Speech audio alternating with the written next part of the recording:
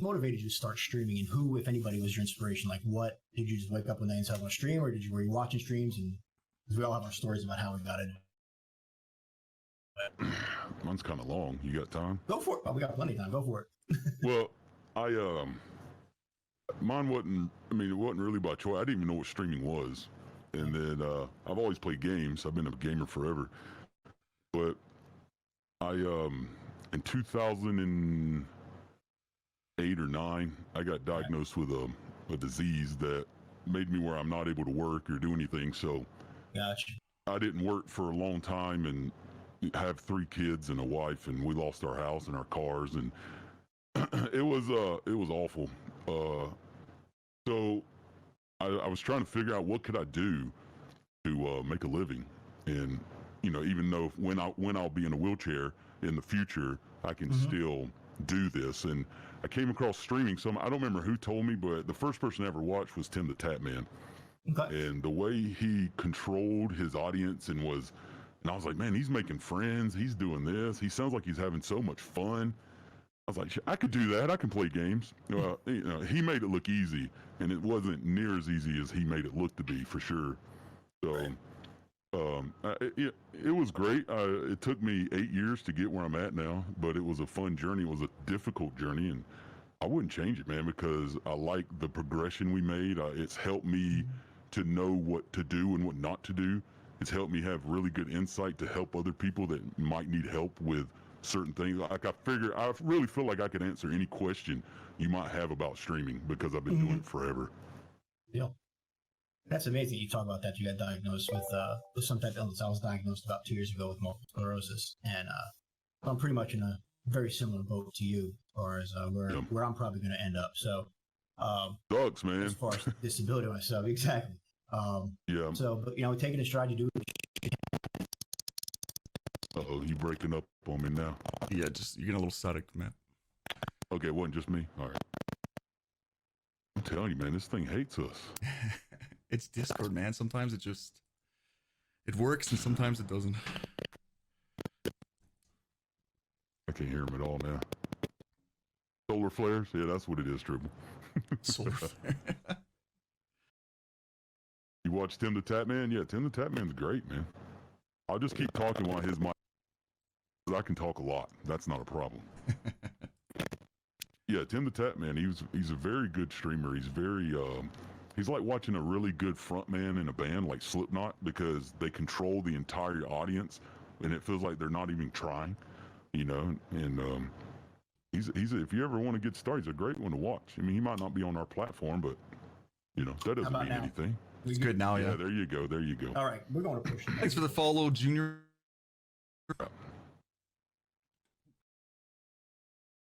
All right, good to go? Yes, sir. All right, cool. All right, so what I was saying was, as I'm breaking up, so I'm pretty much going to be in the same, boat as you are, wheelchair bound, and, MS is a pretty progressive, nasty disease. And, it is, yes. But you just take it in stride. You do what you can do. There's good days, bad days. Like last night, couldn't feel it. I was exhausted. Got to rest. That's pretty much it. Mike, you're up, dude. Same question. What motivated you, and who was your inspiration there? I'd say my biggest inspiration was probably my son. Okay. I started, like a lot of people who are familiar with me, they know when I started streaming, it was an accident. And I say accident because I didn't know how to stream when I started. So basically, I was playing NHL, I want to say 16 or 17. And my son lives with my ex. We're separated. Everything's in good terms. We see him all the time. But our way of bonding, because he lives 12 hours away, is we game together on Xbox. So we get in party chat, we do our thing. And basically he had asked me, he saw me playing hockey. He said, "Well, Dad, can I watch?" And I'm like, "Well, how can you watch me? You're like 12 hours away." "Oh, just hit the broadcast button and then I can see you." And I'm like, "Oh, okay, cool." So I hit the broadcast button. But at the time, my understanding was you hit the broadcast button and only the people in your party can see you. I didn't realize it went to a site called Mixer at the time. And here I am, my son's watching, we're talking in party chat, and then all of a sudden this like thing comes across the top and some person's like, "Nice goal." And I'm like, "Who the hell is this?" I'm like, "Oh my God." I shut the game off. I asked my son, I'm like, "Who was that? Was that your friend?" He's like, No. Everyone can see you on the website, mixer.com. I'm like, "What?" I'm like, "What are you talking about?" So then from there on, I just kind of because I'd always sit and my son loves to watch like Minecraft YouTubers. Like that's what he wants to do when he grows up. And so I'd always sit and watch with him. And then he was like, well, why don't you just keep doing it, Dad? And I'm like, okay, cool. So then I kind of kept doing it. And I really enjoyed it because I got out of the military in 2016 and I had a job when I got out doing, I installed security systems and whatnot. But I found that there was no camaraderie where I worked. There was like 5 people. And most of the time I worked by myself, which was kind of nice at first because it gave me that, you know, I could be my own boss type thing instead of having someone yell at me all the time. But then I got to the point where my physical disabilities from my time serving kind of started to hinder my job. So then Veterans Affairs basically told me to stay home. And for like 6 months, I was doing nothing. Like I was in a bad place. I had like no camaraderie. All the friends I had at the base were, most of them got posted out or they released and moved back home wherever they lived. And I found with streaming, like, I mean, I made iMixer, I think within 3 months of me starting to stream. And it just, from there, it just, I was like, man, like this, it's not the exact same camaraderie you'd see in the military. Like, I mean, it's a lot cleaner, obviously.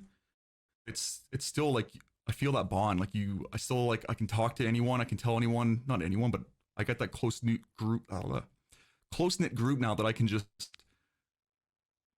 talk about my stuff. And I found so many people that are in similar situations. Like I never realized how many veterans there are on the platform too. So it's kind of cool. Now I have these other veterans where we can get down, we can put our helmets on, as they say, and tell our war stories and kind of get that, that understanding between soldiers. Whereas like a civilian wouldn't understand. Like if I was like, just tell a story, they'd be like, oh, that's really gruesome. Whereas another soldier would kind of get it. So I found with streaming, like just the camaraderie and like I always say the family, it's like a family.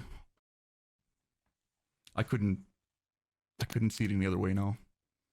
Yeah, that makes perfect sense. I mean, you know, thanks for serving, first of all. You know, second of all, it is amazing how many veterans are on this platform. You know, every single day we see them, and just super cool to see everybody coming together. And like you said, just taking off your hat, tell your war stories. You guys get together; it's hilarious sometimes just to hear and just to hear everything that goes down. So I appreciate it, and it's really cool to see so many different things getting brought to the platform. It really is. All right. I'm the same Mepesto. Wouldn't change a thing. All right. Next. All right. So you guys are obstacles that you ran into, like motivation, burnout, and how do you overcome that? You know, we all go through it, but I imagine you guys being full time, you do it. You know, it gets you guys so much. I mean, I don't really get burned out. Not yet, anyway. You know, because I've been doing this 8 years. I do 5 days a week, sometimes 6 days, depending. I try to keep. I think the best way to not get burned out is you can't stream, because when you start streaming, you start getting followers. Man, you get excited. You're like, yo, this is dope. So if the more I stream, the more followers I get, the bigger I get. But that's not the case. I try to explain it to people. It's like watching a TV show. The reason they don't play your favorite TV show over the weekend is because if you watched it every single day, it wouldn't be your favorite TV show anymore because you'd be burned out from it. Yeah. So you got to take that weekend break. That way Monday comes around, oh, heck yeah, Psycho goes live on Monday. I can't wait. So it gives them all weekend to want to see the show and know what's going to happen. So I only do 5 days a week, and I do about 5 to 6 hours.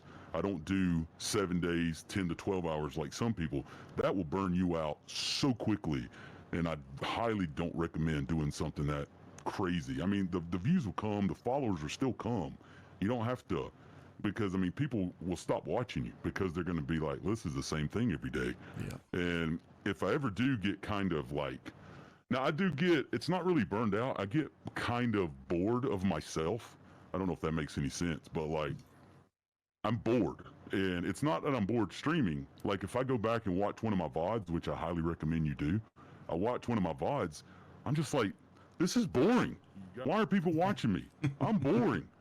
So what I do is I'll make a simple change. And just like I'll add one more scene, or I'll change a color of a scene, or I'll change an alert, or something just simple. And that one thing will liven me back up and make me feel like, heck yeah, man, this is what I'm talking about.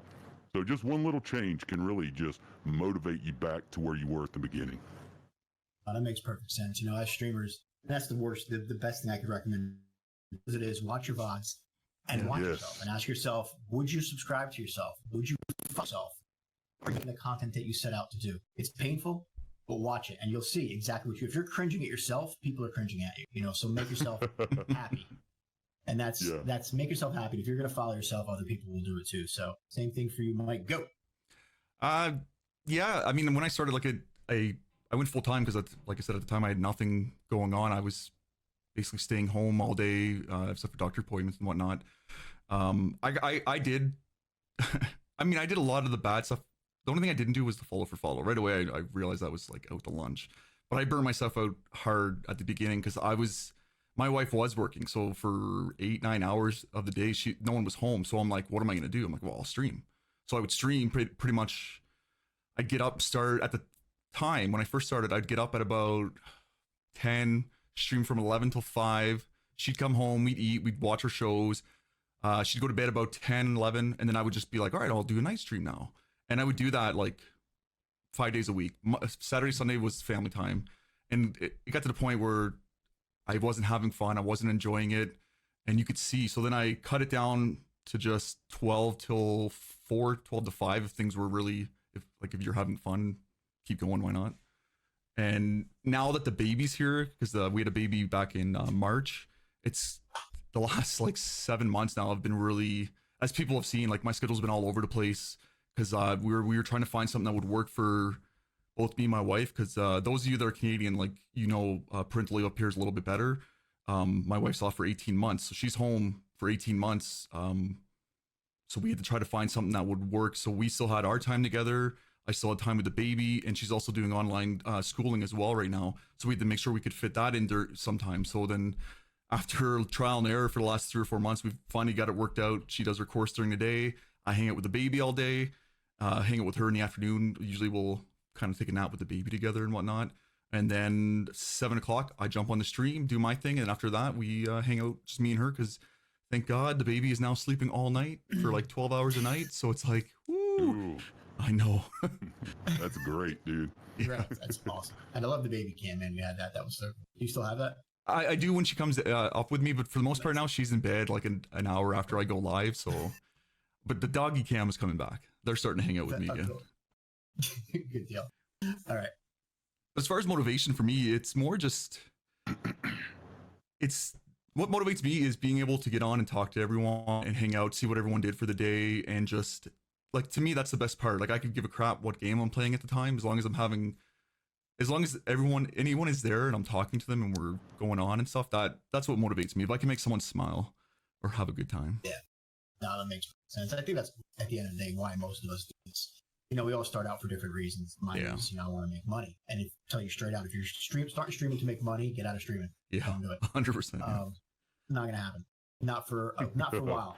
Not for a while. Yes. It may happen down the road. It may never happen. But you're gonna find out that you enjoy it. And I tell people, one of the greatest things for me, as far as motivation for streaming, one of the biggest side things is when people send me DMs. When I first started, and I was having a horrible day, and you turned it around. Thanks for being nice to me. Yeah. And it's that one little thing, that one tiny little thing that you realize that we have a platform and we can actually use that platform to help improve somebody's life for the better. Not monetarily. I mean, you guys can do that, but just making people smile, just being there, making people feel like they're part of something. Yeah. And that was the coolest side thing that I got from it. And it was very, very cool. All right, let's do the next one. Psycho, you are up with, take a moment now. This is huge for all of us. We love our communities. Talk about your community, what they mean, why are they so important to you and your mods, and how do they help you do your job?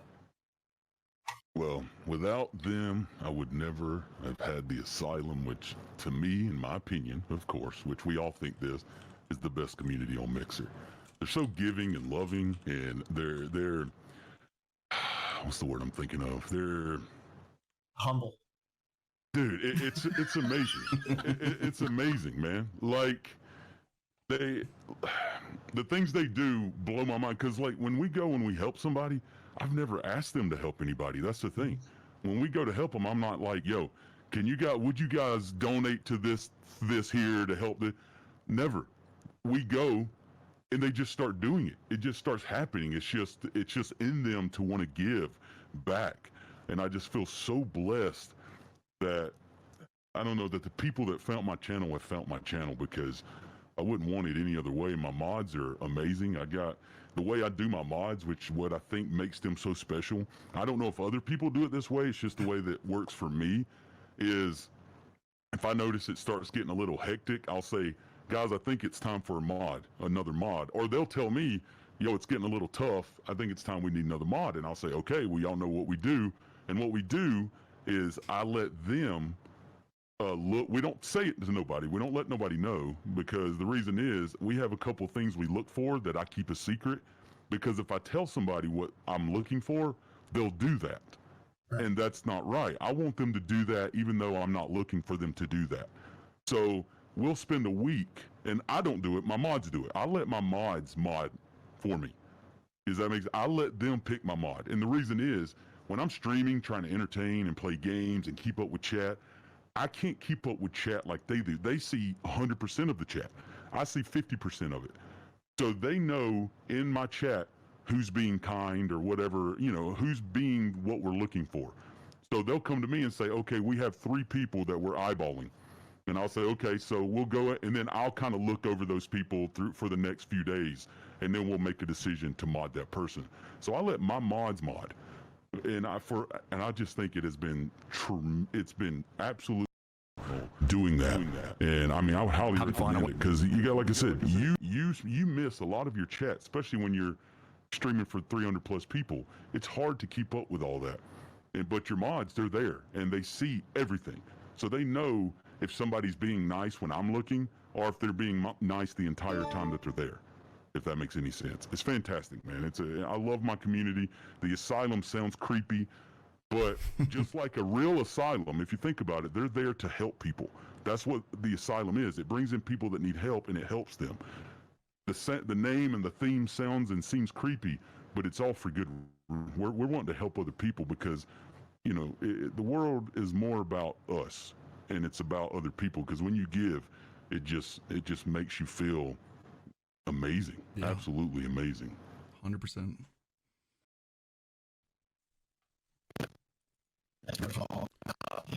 He's broke again. There he goes. There we go. It's good now. No, you're good now. All right. Man, I love this. This is awesome. All right, Mike, you're up. Take a question. My community, like, man, I can't say enough good things about them. Like, I love everything about them. Like, everyone is so, like I said, we're like a family. Everyone is so willing to help each other out, no matter what. Like, if certain people are down on times, if they say, I know a few people had hard times at jobs, they've lost their jobs, and we've like got together and we've done stuff to help them out, either donated to them or whatever we could do really to help them out. And again, it's kind of like Syko says, like, it's not something that we ask. Like, we don't like say like, hey, Choppy, you should go donate to so-and-so. No, we say, yeah, so-and-so is having this, you know, we want to help them out. Anything you can do, even if it's just watching them, kind of cheering them up, or just talking to them, is sometimes just talking to them is enough. And I like that too about the fact with the community I have is like, I mean, like French Fry, me and French Fry talk pretty much all the time. It's been a little bit less lately with the baby, just because I'd like to sleep when the baby sleeps. So now that she's sleeping at night, it should get a little bit better. But like me and French Fry all the time, we go off each other all the time to help each other with each other's channel, to help each other with any struggles we're having currently in our life, either mentally, physically. And it's the same with anyone. Like Yanni Lanny will message me sometimes for something, I'll message her. Choppy, well, when I need some old lady jokes, I'll message her sometimes. Love you, Choppy.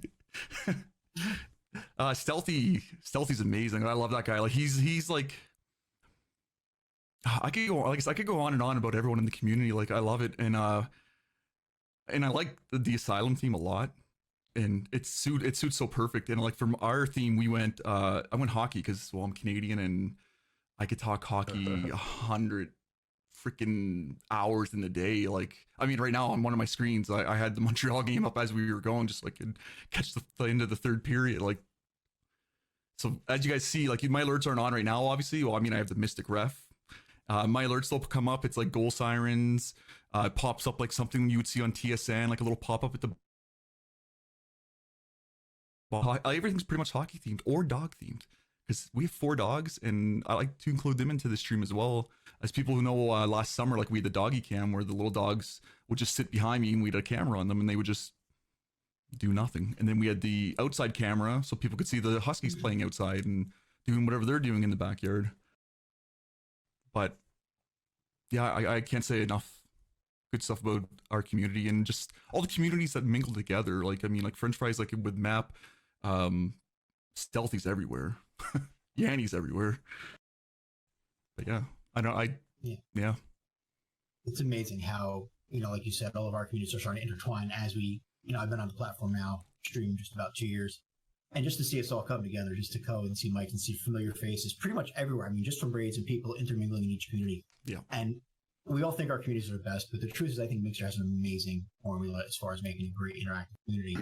And, we all have our individual communities, but it's starting to become now pretty much everywhere. And if you're here long enough, you're going to get that. Yeah, well, yeah. And you say, oh my God, I know that person. I see that. I know that person from Mike's stream. I know that person from Psycho stream or whoever stream. Yeah. And you start to just see great people. I love, being a streamer, I love nothing more than going out and hanging out on people's streams too, just to hang out and see the other side of it. Yep. So kudos to everybody, man. My techies, everybody. My stream's all about techies are my techies. So we all love them. And thank you guys. Because without you guys, we wouldn't be here. Just like Psycho said, we'd be people talking to ourselves on camera. So thanks for being here and doing what you guys do to give us the motivation to come back and keep creating content. Into the actual stuff that we started here, not all the intro stuff is done. All right, so we're going to start with Psycho. When you first started streaming, did you know up front that you're going to be able to use a platform, that you were going to get on? You said you've been doing this about 8 years. To get involved in giving back, or did it just like happen organically? One day you said, "Oh my God, this person needs help," and boom, you just rallied and helped.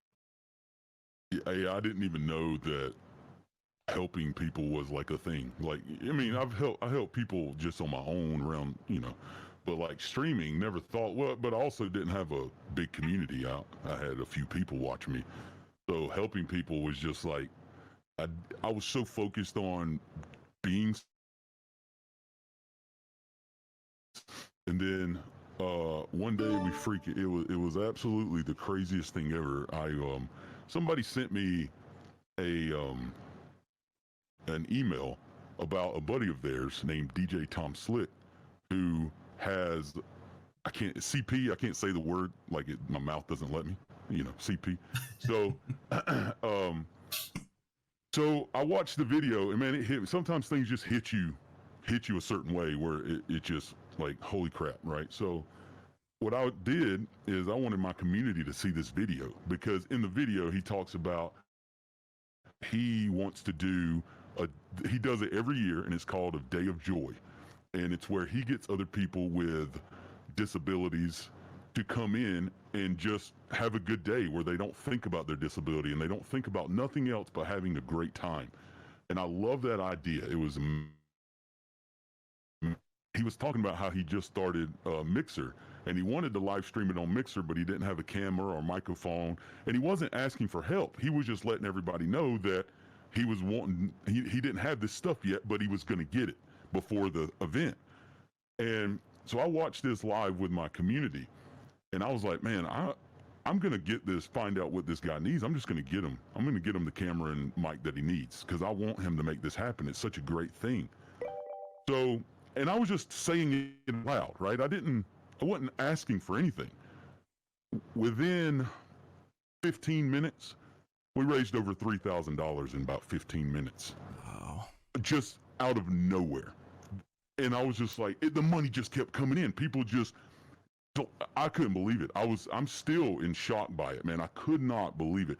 But what's crazy, that's not the only crazy part, is while I was watching his video, randomly, he joined my stream. Randomly. And he didn't even chat. I didn't even know it. He joined my stream just out of random and was watching me watch his video. And then at that same time, Channel 1 Plus hosted me. Nice. At the same time. So I had stupid amount of people in there. And I was like, man, you can't tell me that wasn't meant to be. Yeah. All this time, all this stuff, I'm a faithful guy. I believe in certain things. And I'm just like, God showed up for us that day. God showed up and was like, yo, this needs to happen right now. This is important. This is more important than you are. So in my community, to raise over $3,000 in a matter of minutes is absolutely phenomenal. And it felt so wonderful. And it felt like that's what I need to be doing with my life, that we've just continued to help as much as we can, if we can, you know. I mean, you can't, I don't know, man. I don't know if anything will ever be as amazing as that moment was. But he posted a video the next day on YouTube just crying his eyes out, saying it's the greatest thing that's ever happened to him. And I was just doing what God asked us to do, you know. It was amazing. That's awesome, man. Oh, it's so worth it. That's such a great story, man. Such a great motivational story. That's amazing. Good deal. All right, Mike, same question for you. Did I know when I started streaming? I didn't, because like I said, I was a total noob to the whole thing when I started. I didn't even know what streaming was. I had to do so much like research into it. I was putting so much time into figuring out what it is and what it was about that I didn't think at the time that, you know, you could use it as a platform to help other people. I don't think it was until I got asked to do my first charity stream. I think it was by it was either Moto or Sophista, but I know they usually do it together. But I know it was one of them two that had offered me a spot, and I was like, yeah, I jumped all over it. I was like, I definitely want to help people out, and it's just like that gratification you get knowing you help someone, even if you don't see who you helped, you still know you helped someone like somewhere, like even if it's just so small. And after I started doing that, what I started doing even with my own channel is 10% of anything I make, like we're talking like embers, sparks at the time, my pay from Mixer, donations, tips, everything goes, at the end of the year, I tally it all up and send it to Wounded Warriors of Canada, just because it's a foundation that helps soldiers, and they've done so much for friends of mine, and I just like to give back. And I'm always in contact with one of the directors there, and we always talk, and he'll send me some stuff to kind of give away sometimes to help raise money. And it's just, I don't know, it's just, when I started, no, I think when I started it was more personal, but more to help me personally, like with my issues I have. But now it's just, I don't even think about that. That's like second nature, like second now. It's like it's on the back burner. Like all I really worry about, which I know Fry wouldn't like that, me saying it's on the back burner, but it is. I'm getting it looked after, Fry. You know that. But now, like all I want to do now is just help people. Like I'm doing we're doing some sort of charity drive, either if it's through iMixer or if it's through if I get asked by other streamers to join theirs, like I jump all over it anytime. Good deal, man. That is awesome. That is really cool to hear. Thank you guys for sharing. I was kind of getting to the root of things about why you guys do what you do, but and I'm sure everybody else here does too, especially, you know, just happens organically. It's like that. And that's what I think it all does. And I was hoping you guys would answer just in that way. You're like, no, man, this is what I wanted to do. So I start off and everything fell into place perfectly. Yeah. No, it doesn't work like that. All these things happen organically, like Psycho said, just for a reason. This happens. And that's a ridiculous recap.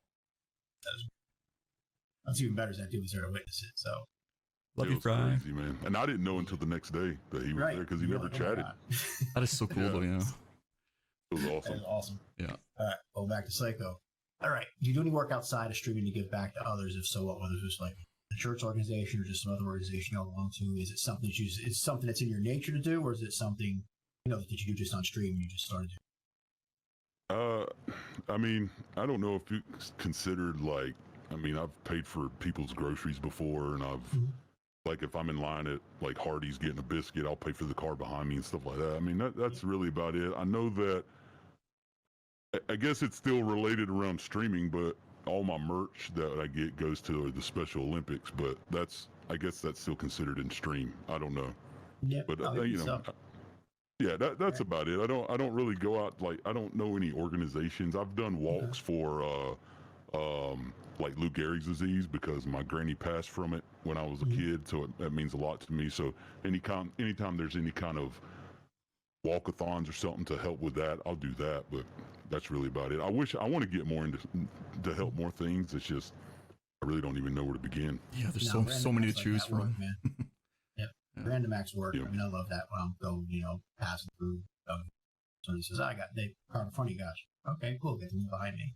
You just keep that shit going. Yeah. You just go. You just drive away. You just give them money and just drive away, and they're like, Nobody "What the cares. crap? Who? Yeah." All right, Mike. Same question. Do I do anything outside of streaming? I'd say not as much as I used to. I mean, when I served, like we were always doing different things, like fill the boot, like the firefighter one where you fill the boot up. But we would do Yes. what's the Halloween one again?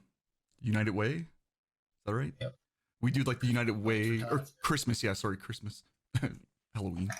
I would do like same thing, like all the walks, the runs. In Canada, it's like the Terry Fox run, breast cancer.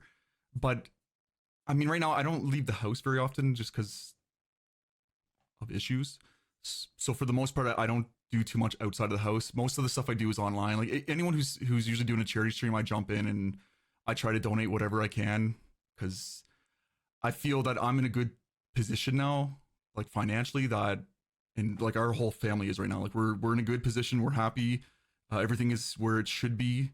So as far as I'm concerned now, it's my turn to give back and help other people get hopefully close or to that same position as well. Good deal. Good. And that's it, man. A lot of those things too. All the stuff, Mr. Tots, United Way, everything. It all matters, and it all counts. Little things like when you're walking by and you see here in the States Salvation Army ringing a bell out in front of a Walmart or whatever. It all goes to a good cause. Well, I guess not. Yeah, we donate clothes every year. Like me and the wife, we go through both our closets every year, and well, the wife goes through mine and basically says, you don't look good in this, or I've never seen you wear this, and then it disappears. No. All right. Yeah, same. Yeah. All right. Next one. Let's go back to Mr. Psycho.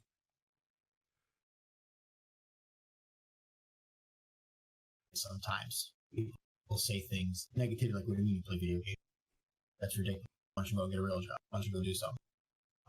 Have you ever had an instance where you were trying to get involved in a charity or involved with somebody individually where they're like, no, man, I can't do this. I don't. No, I've never, not yet anyway. I've never, even though my stream looks the way it looks, or the, with the evil look, people just think it's evil, but they don't know it's just content, it's just fun. Yeah. They, even people come in and look at it. I get emails literally almost every day about wanting help for my community for this and that. So, I mean, it's been a blessing. I'm not going to complain, and I'm not going to, even if it did happen, I'm not going to change what we're doing here. If people don't like what they see, then there's other people like MysticMike that can help them. So, yeah. Cool. Mike, you got any instances?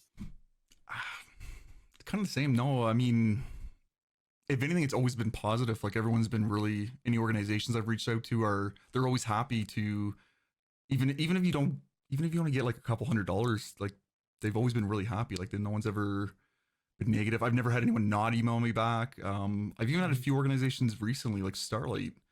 I did a charity drive for them, helped out a group of friends a few weeks ago, and I got in the mail like 2 days ago. They sent me a bunch of Xbox games and a handwritten card thanking me, like all wrapped still. And I'm like, what the hell? Like, I was not expecting it at all. So now I'm like, oh, I'm going to give them away now. Because one, I already have all the games. Awesome. So I'm going to give them to someone else to have now. Good deal. Exactly. When you give back out, why not? Exactly. That is cool. Yeah, I haven't had anything either. I was just curious if you guys ran into that since you were much more involved in it than I am. To another one. Next is going to be, how difficult you guys, I know the Psycho's the answer to this is going to be not even happening, but how difficult is it to get people to rally around your causes? Have you guys had any difficulties? Did you have to overcome anything? I know Psycho just said, all my people, I didn't even know they were doing it, and they were all just there for you organically, so. Yeah, I mean, I've not had like any major difficulties, but we don't, I feel like you need to be limited though. Like you can't do it every day, because if you did every day, people only have so much money they can give. Your whole community will be just drained. So we don't do it all the time, but yeah, I've never had, but like I said, I've never asked them to give. So there was one time where I did, we had somebody in my community that we wanted to help, and I didn't want to tell anybody. I wanted it to be a complete surprise to everyone. So that was kind of hard because I was like, this is a secret that we're helping somebody secretly. And if you want to help, that's up to you. I'm going to give this much. And I gave my donation. And, but I thought it was people were going to be like, no, because I need to know what it's about. I'm not just going to give money away. But they were freaking all about it. And we ended up helping someone get someone that has CP and can't play with a regular controller. We bought him an adaptive controller. Nice. And it was fantastic. I mean, we were just like, here, this is for you. And we gave it to him, and he had no idea. And that's what I want. I love the surprise, the shock factor. That's what, I don't know, it drives me, I guess. It gets me excited, you know? Yeah. Yeah. Yeah, it was that whole, let's see what we can do to make people smile today. I love the smiles, man. Exactly. Yeah, love it. Go ahead, Mike. What do you got? I'd say the same. I never really had any difficulty with getting people to rally around the cause. I mean, I tend to try to pick causes that I know that are kind of close to home, or that I know it's close to home to people that I support. Not to say that I wouldn't, there's not really any causes out there I wouldn't pick. I mean, there are some charities I probably wouldn't give to, because I know just from research, the background, how much actually goes to where it's going. So I try to make sure that when I do pick a charity, that it is one where it's like at least above 80 or 90% is going to the person that it's supposed to help, not all the overhead and all the other stuff. Yeah. But for the most part, my community's pretty good. They'll come in, they'll help me out. I think they like to see me suffer a lot, because I always do the hot sauce and the Bean Boozled. So I don't know if they're supporting, or if they just want me to suffer. One of the two. Either way, it gets done. So exactly. It's done. Right, exactly. Whatever it takes to get it done. Who cares? Exactly. The Mike's gonna be insane. All right, that is awesome. All right, next one. There's so many, so many charities individuals out there, Mike, or Psycho. You said you have a bunch of people emailed every day of people who possibly want to help somebody else. How do you guys choose? How do you choose an organization? Mike said is about it's a feeling. It's something that is close to your heart, that you want to help everybody. Don't get me wrong. I mean, I know Mike does. You get it. You're like, dude, I want to help. And sometimes, I don't know about Mike. I'm pretty sure he's the same way. It's overwhelming where you want to help every email you get, every message. I get them on Twitter, email, Instagram. Dude, I get them every day. Yeah. And I want to help all these people. So sometimes the best thing I can do is just maybe retweet a tweet, that's traction. But when I send my community in to help, it's usually something that's dear to my heart, or something that just touches me a certain way that I'm just like, I need to do something. Yeah. Just like the Special Olympics, that's got a really dear place in my heart, because my nephew is in the Special Olympics. And guys, if you can hear me in chat, and even if you don't have anybody in the Special Olympics, go to a freaking event, because it literally would change your life. It will change the way you look. You'll realize that these people aren't special. They're just unique. They're just a little different. They're special, but in a freaking amazing way. They just want to feel like you feel every single day. And when they're out there winning these events, and the crowd's cheering and yelling, and they're hyped, they're not paying attention to their limits. They're everybody. They're the same as I am, and it's amazing. It will change your life. So if you haven't been to a Special Olympics, let's go. Just enjoy it. Sit back and relax. Watch the amazingness, and watch all the people that come around to rally for these. There's busloads of kids that schools will bring in to help these kids do their thing. Busloads of kids, and that's changing the world, man. So I will continue to help the Special Olympics. So like I said, if you buy a Psycho mask, all proceeds go to the Special Olympics. I'm just throwing that out there. But I will continue to help the Special Olympics, no matter what, because it means a lot to me. But anything that just comes across that just I feel passionate about, then that's how I kind of pick. I hate to not help everybody, but it's impossible. Yeah. Yep. I get that. And everybody, go out and buy a Psycho mask. Oh, Special Olympics. That's right. Go get it. Shameless plug. Go. All right, Mike. Go. Organizations or individuals. Again, yeah, it's whatever's close to heart. Like for me, it's I tend to go a lot towards military, like because I know Veterans Affairs suck. I don't care what country you're in. Like once you're out, I mean, I know from experience anyway, and I know from stories I've heard from American vets and stuff like that as well. Like we just don't get. I don't want to say what we're deserved, but we don't get. I don't know how to word it. We're not as looked after as a lot of people are led to believe, I guess. Right. Because you'll see that a lot of people, like, while you're in the military, yeah, they take care of you really well. I mean, they razz you and whatnot, but they beat the emotions out of you anyway, so it doesn't bother you. But once you leave, there's that stigma. It's like, oh, why you left? You're a quitter. You gave up. You're abandoning us. Blah blah blah blah. And then for those that are hurt, it's like pulling teeth. It's like a bureaucracy, like times 100, trying to get anything, like just to get like prescriptions for medication, to get them to kind of pay for it. Because while you're serving, everything's paid for. Like you got 100%. I don't know about the States. I know in Canada anyway, it's like that. Everything is paid for. You get a private room in the hospital, blah blah blah, while you're serving. But once you're out, it's like, all right, thanks, see you later. Yeah. So I do tend to pick a lot that has to do with military stuff. I do a lot as well with mental health because as myself, I do suffer from PTSD and a few other mental, I would say issues, but I shouldn't. I know it's a bad term, but that's how I refer to them on myself. So I do a lot of stuff too as well with mental health and stuff. Like we've done, I think 2 or 3 now with Mental Health America through iMixer. I love the Marines Toys for Tots because every kid deserves a gift at Christmas, whether you celebrate or not. You deserve a gift. You deserve something. And as far as individuals go too, again, it's so hard to help all of them, and you want to help all of them, but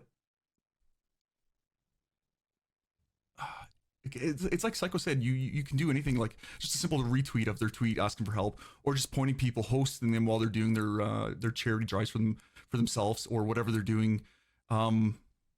Every little bit helps. Like if that's all you can do is go on a channel and lurk and host it, that's great, because that's more exposure for whatever you're trying to raise money for.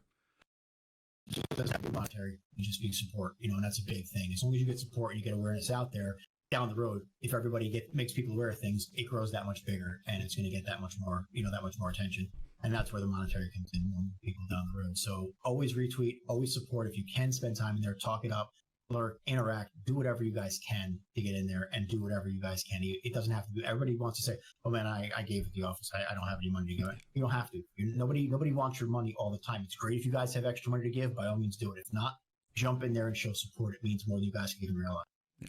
And that's so true, Twinkle Toes. We got to break the stigma, especially for men. Exactly. Men Yep. are like some of the highest leading suicides from depression, mental illnesses. And it's one thing, like a lot of guys won't, and I mean, I was guilty of it. I went overseas in 2008. I went almost 7-8 years before I looked for help. And I'm really glad I did, because I probably wouldn't be with my wife right now. I probably wouldn't be living here. I probably wouldn't even be streaming if I didn't go get the help I needed and continue to get the help that I need, because it's just, you got to break the stigma. But that's all, I could go on for hours, but that's a whole other thing. Yeah, we will. All right, we're going to jump into the next question here. I know the answer to this. I can even stop because it's on the paper. Why not? Do you guys have a favorite organization or scenario that you guys like to work with? And you guys covered this a million times already, so we pretty much know the answer to that. I'm going to go with Mike's going to be pretty much a lot of stuff with military, and that would be whatever he feels is necessary and how he feels best help to anybody. So there you go. Sounds good. Yep, that pretty much that about it. Cool. Next question. All right. Next question, please. All right. Which fundraising event, I know this one for segment 2, are you most proud of, and why do you feel it was so successful? See, I have a couple of those, man. Can I do Go 2? Am I allowed? Go for it. Do 2 or 3, man. Go for it.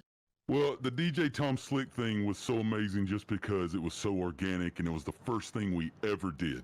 The very first thing we ever did, and it just really showed me how I already knew my community was amazing, but that just showed them how, wow, they really do care about other people, and So then we started doing, which I don't know if you guys have heard of, Milestone Madness. And, Yep. and that's something we started. You've never heard of Milestone Madness? Shame on you. No. Yeah, exactly. Educate me. Yeah, I will. Great. What it was it was something we started. I don't know when we started. It was a long time ago. And what it was an hour before the reset. So Tuesday at like 12 o'clock, an hour before reset, we would. Oh, I did hear. Yes, I did hear about this. Okay. Stop my stream. And, well, we wouldn't stop it. We'd do it live, and we'd go to other partnered streamers who have, were like under 2 million away. That was that was our limit, under 2 million. And we would go and spam them like as fast as we could and get them to their milestone. Because even if somebody was trying to get to 5 million, that's not much money, but you don't know what they need. You don't know what that person's going through. So we wouldn't go to these people. I mean, even people that had almost 200 million, we'd go to help them too. It didn't matter where you was, as long as you were close, we would go in and spam it. And every week that guy, and at first people were like, what's Milestone Madness? About a month later, I couldn't even hide, man. Right when I would join and we'd start spamming, everybody, right when the spam would start, people go, is this SykoPlayz? Is this Milestone Madness? Is this the Asylum? I was like, how does everybody know what this is already? It was amazing, man. And what was so great, what made it so special was whenever we would help somebody, sometimes their communities would love it so much that they would actually end their stream an hour before reset and join my stream and bring their community, and we would all do it together. 1,000 people in my stream doing Milestone Madness. And it was absolutely amazing. I remember the last day that when they were going to stop the payments for Sparks, we did one last kind of hurrah to set it off, to show. We ended up helping over 30 partners in 1 hour. Nice. Which is ridiculous, man. That's ridiculous. And you got to think, when I do that, we help 30 partners over 30 partners get to theirs. That's a lot of sparks that I could have got for myself. But for my community to think about other people other than, we got to help Psycho. We got to help Psycho. They actually wanted to give back, and that takes a lot of time. It didn't cost them any money, just their time. And I mean, that's awesome, man. And like I said, it wasn't just my community.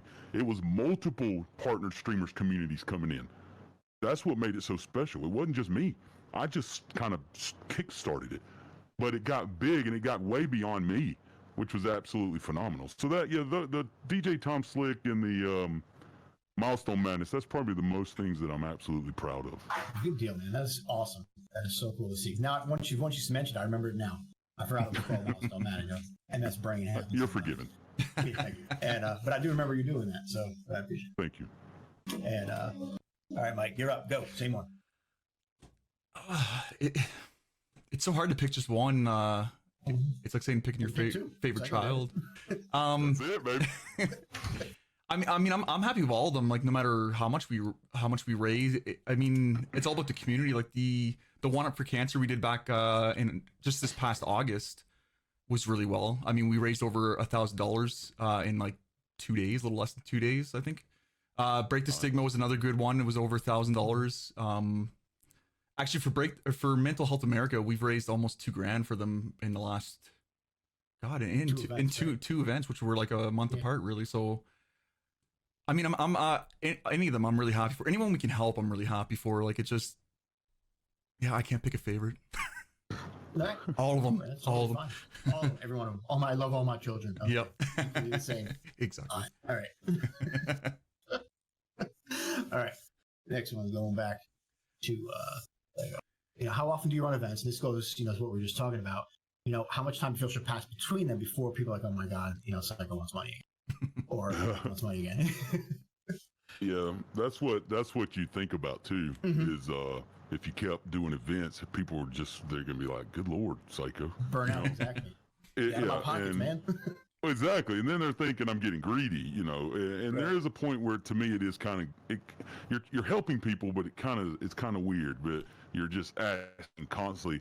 Be honest, I don't keep a set time between helping, because when we go and help somebody, it's always organic. It's never something that I plan. I don't say, okay, guys, we're going to on this date at this time we're going to go to so and so's channel. It's never like that. It's every time it's something random.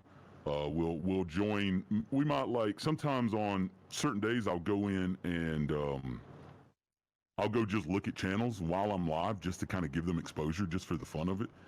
And we'll see where maybe they have like I helped somebody the other day who was trying to raise money for Christmas for their kid. So we went in and just got them to their goal. They were only like $50 away from their goal. But $50 is a lot of money for some people. Yeah. And when you got say however many people I had in there, 100-something people in there, whatever, if everybody gave not even everybody would have to give $1 to get to that 50. If everybody gave $1, they have an extra $50, because it doesn't take one person to do a lot to make a difference. It takes a lot of people to do a little bit to make a huge difference. Good deal, man. That was well said. I like that. Thank you. All right, Mike, go. Same question, man.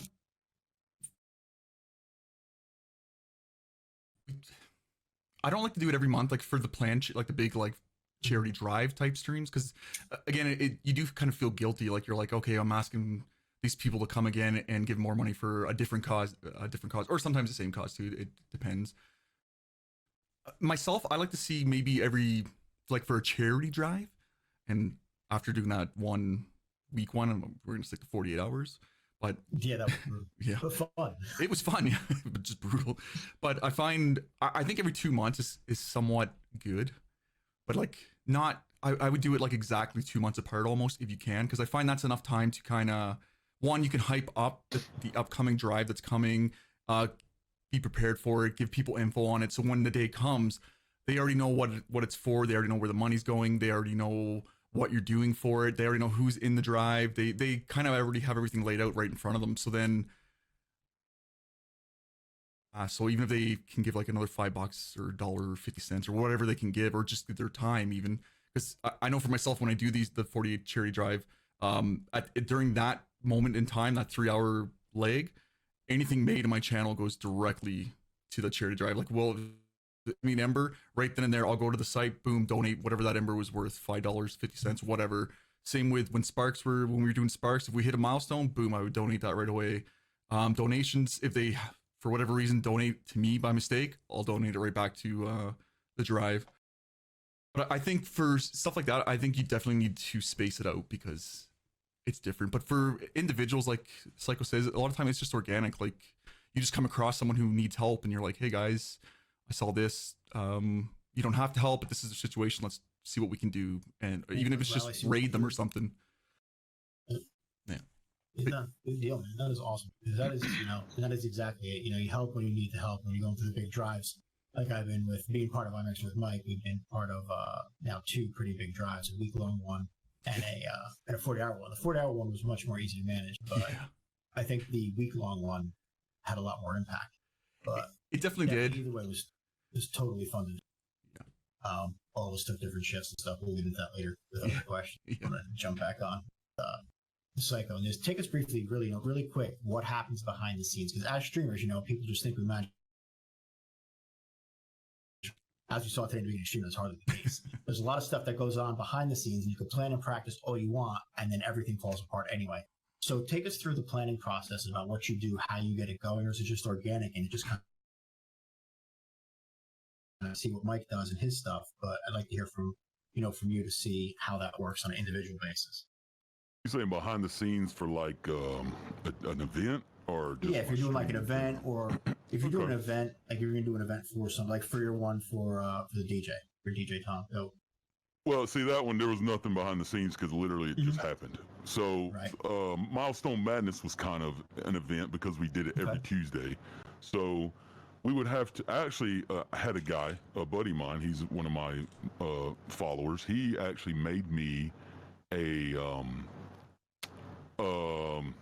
program. He created me a program, and it was awesome, and it made things so much easier. And what the program does is it will tell me who's live and who is below 2 million. And it would tell me in order who's the closest to reaching their milestone. And that saved me so much time. That's how we started, because at first I didn't have it. And I would go from channel and be like, oh no, they're 5 million away. Go to the next channel. And it would take a lot of the hour away. This program, I could start this program. It would tell me who's live, who's under 2 million, and who's the closest. And I just click it and it'd go to their channel and we knock it out and we'd go to the next one. It was freaking fantastic. So that's something a little behind the scenes, is getting that program. I would actually go on to to our Discord, and then I would ask people, yo, are you in need of help? How close are you to your milestone? And a lot of people wouldn't ask for help, which I was like, don't be afraid. That's what we're doing, because we're going to help somebody. You might as well tell me, because I'm going to find you anyway. So I would go around and I will find you. Find you. So I would ask for help. I mean, I would ask for people, and then I would kind of go around and ask people if they wanted to help join my stream at, kind of promotion, to let people know about it that didn't know about it, that maybe, man, I wish I could give back, but I don't know how. Well, this is how you can give back. Just join my stream an hour before reset, and we can really make some people smile today. So the program, getting with people, advertising the whole Milestone Madness, and it helped a lot, man. It doesn't take a lot, I don't think, preparation, but it does take a little bit. All right, Mike. I know a little bit from what we went through last time, but main question for you was, I know you have a lot more to do organizing 30 plus streamers to take a 3-hour shift on a marathon charity event. So what else do you go through in the back end there? Well, I mean, you got to set it up. You got to, I tend to like Tiltify, because they're integrated in a lot of they're integrated in Mix It Up. They're integrated in Streamlabs. I'm not sure about OBS, like regular OBS. So I like using Tiltify. I always tell everyone when we do the drive, to make an account, because then you can make your own goal that contributes to the main goal. So then it doesn't look as much when people come to your channel and they see the goal is $5,000, and then people are like, oh, that's crazy. So then you can go in and be like, well, I want to raise my portion of it. I want to do $200 or $300. Then it looks a little bit smaller, and people aren't. I'm just talking from my experience. People aren't as taken aback by the large number. They see the smaller number and they go, oh, okay, well, I can throw $10 in here. That's a $10 on 500 looks like a lot. I mean, but $10 on 5,000 might not look as much. So, but I tell a lot of people that I know like Low helps out a lot now, especially, and I love it. Low is like taking it all. But we go to the Tiltify. You got to set it up. A lot of times I will contact the organization, let them know when we're doing it, what we're doing, how much we're raising. And a lot of times they'll tell us like, okay, cool, let us know, email us when you go the day of or the day before. Just when the music's just playing. Sorry. I thought I shut that off. But what was I going to say? Yeah, we'll have to know, because they'll give us like they'll tweet our tweets out, or retweet our tweets, I should say, or they'll just put their own tweet out too to their community saying, hey, go check out this page. And most times I'll just give them the iMixer. Our mixer one is usually always during the stream. We have it on auto host everyone who's in the charity drive. What else is there to do? I mean, obviously you gotta find people, you gotta find the right people that will work. Now, I don't want to say like, I mean, you're gonna have some stream that might not have the right intentions, I guess I should say, to be in that drive. Like they're looking at it more as not that they're helping someone. They're looking at it more as, oh, this is gonna get me exposure. So I tend to try to get that out, because I mean, as much as it is nice to help other people and to help yourself, but if you're in it just for yourself, it's not really a selfless act anymore. Gotta grab that clout, man. Yeah. The clout. No. Obstacles the biggest obstacle I'd have to say is for the drives is people not ending on time, and carrying it over the train over, because then dropping out at the last minute or canceling. But a lot of times we can kind of overcome that. A lot of times you just whisper to the person if they didn't end, like, because maybe they didn't know maybe it's their first charity drive and they didn't realize that's how it worked. And when people miss, usually myself, Low, the staff at iMixer, when we do the iMixer drives, we'll jump in and fill that spot. So I mean, like that one, the week-long one we had so many people cancel and back out. I think me and Lo did probably about,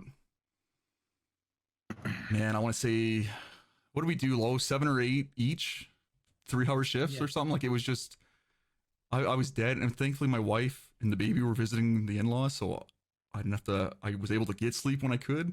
But I'd say that was the biggest obstacle. Oh, French Fry even jumped in too. Some of my mods from my channel jumped in and filled spots too. Like it was just, that's when we decided 48 hours is the way to go, because it's just, it's hard to get, it's hard to fill a week.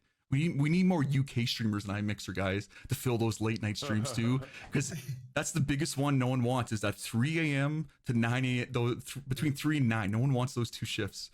Yeah, come on, more UK. Or any European, anyone in that time zone that can fill it. Anybody over that way, please. Yeah.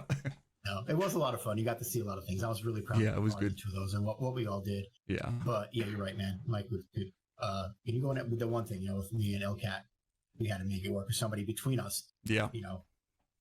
Canceled last second. So I had to go, an hour or 2 longer, and she had to go an hour or 2 less. But we made it, you make it work. And it's all those things on the back end that it's a lot of work to make these little things seem as effortless as they are. Yeah. And the smallest thing, like somebody forgetting to pass a baton on time, and somebody sitting there waiting for people to come in, and it doesn't work. It really jacks up everything for a bit, and it causes anxiety. It doesn't need to be there. It really does, yeah. Work, so especially you'll see the people when it's their first time to.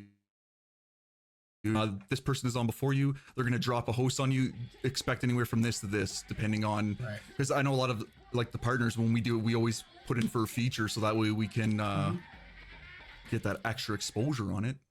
And exactly. but then when you get that one new person who gets no one coming in, it can be very nerve-wracking. Yeah, exactly. See, regular streamers who are just starting out, and their average viewers are 5 to 10 people. Us as streamers, we're used to channel one coming in with 4, 5, 6,000, how it used to be. Yeah. And now all of a sudden they have 200, 300 people in there, and they're freaking out. Yeah. So you got to try to at least get them a little bit of a heads up there. But now back to Psych. Where are we? All right. Have you ever had any instances? Now this is kind of real talk here. Where you guys said, okay, man, we're gonna raise X number of dollars. I want to do this, and boom, all flat face, and nothing happened. And then how do you come back from that? How do you use that experience going forward to be better?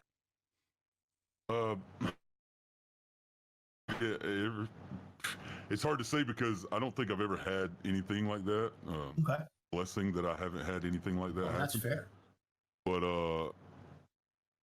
I'm not doing the big events like you guys are. Mystic Mike, I need to be invited to these. Heck yeah, man. Give me a call. Anytime. Man. Yeah.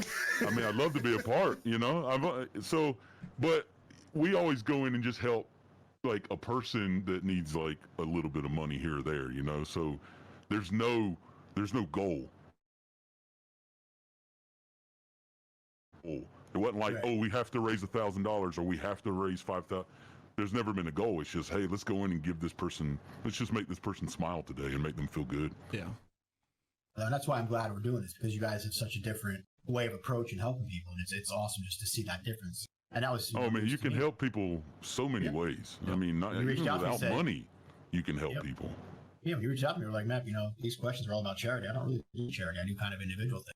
Man, that's awesome. Now I was reading those questions. I was like, I can't answer any of these.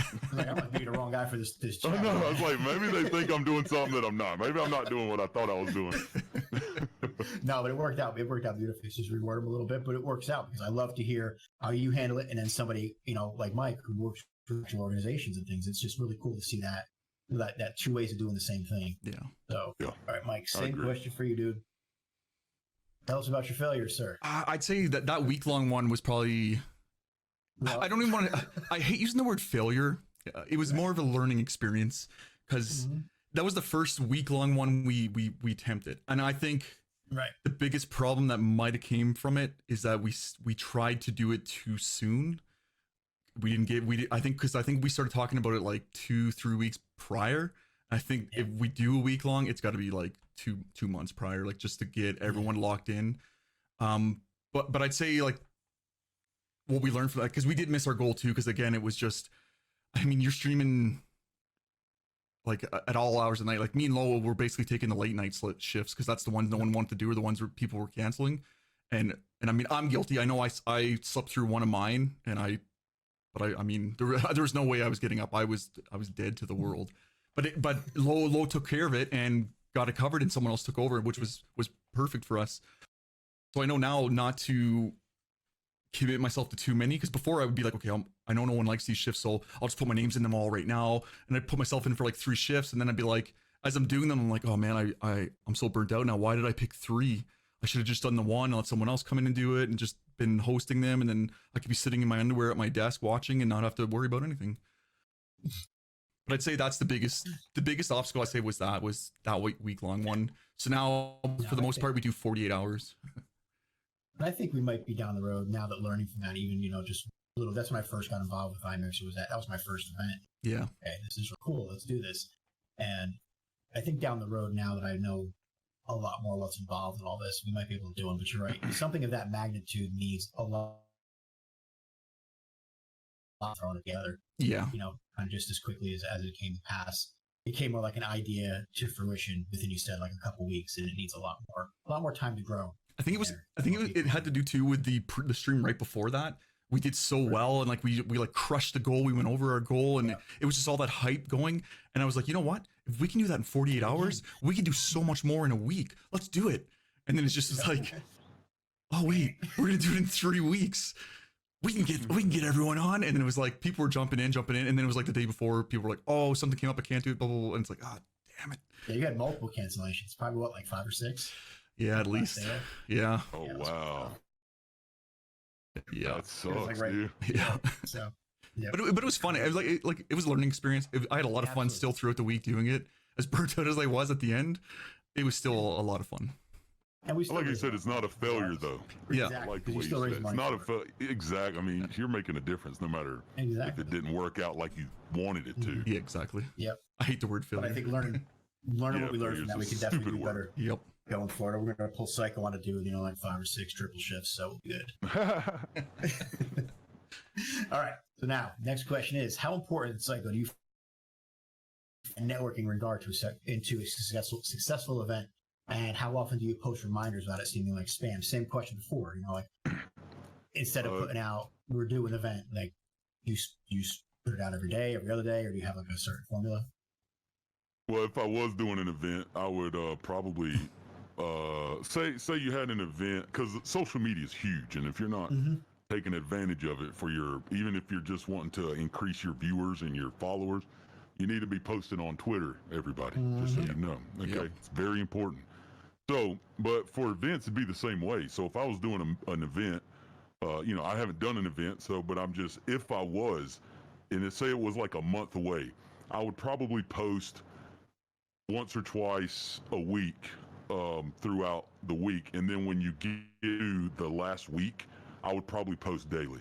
But I wouldn't. I mean, there's no need to post multiple times a day, because then that's when it becomes spam. But if you post a couple, maybe 3 times a week, a month leading to, but the closer you get, the more you post but you got to make your post. Here's the thing: you can post whatever you want to, but if your posts are stupid, nobody's going to look at them. Yeah. You got to have a post that when somebody says, "What the heck is that?" "Oh, what's that about?" "Oh, I'm curious." Your title's got to say something clever. The thing they see don't just post some words. Don't just post, "Hey, we're doing an event, come by."